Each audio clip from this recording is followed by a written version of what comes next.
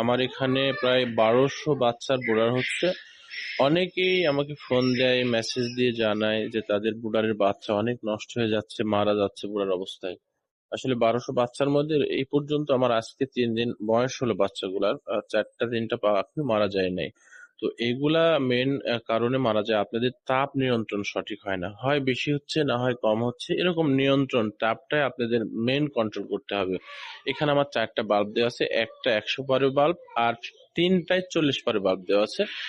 এখানে বাল্ব ১০০ পাওয়ারের 4টা হোক, 40 পাওয়ারের 4টা হোক, এইটা কোনো বিষয় না। বিষয় হচ্ছে আপনার উপরে আপনি যতই তাপ দেন, তাপ কিন্তু ঊর্ধ্বগামী, এরা উপরের দিকে উঠে যাবে। এখন তাপটা আপনার অনেক বাল্ব দিয়েছেন কিন্তু তাপটা আপনার নিচে যাচ্ছে না।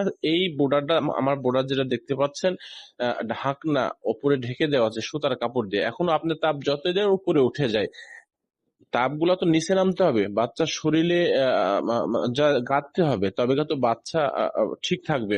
এখন আপনি বাল্ব বেশি দিয়েছেন কিন্তু তাপগুলো উপরে উঠে যাচ্ছে, এজন্য ব্যারিকেড করার জন্য সুতার কাপড় দিতে হবে। কিন্তু কিন্তু তারপরে এখানে একটা ঘটনা আছে।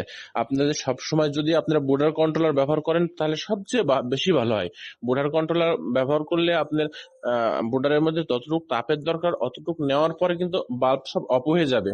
এখন আপনার বোর্ডার কন্ট্রোল নাই কিন্তু পুরো ঢেকে দিয়েছেন, তাপ বেশি হতে হতে বাচ্চার শরীর ভিজে যাবে, বাচ্চা কিন্তু গাদাগাদি লাগবে, তাপের কারণেও কিন্তু গাদাগাদি লাগে, বাচ্চা নষ্ট হয়ে যাবে, ঘেমে তার শরীরে ঘাম লেগে এখানে জ্বর ঠান্ডা লেগে যাবে।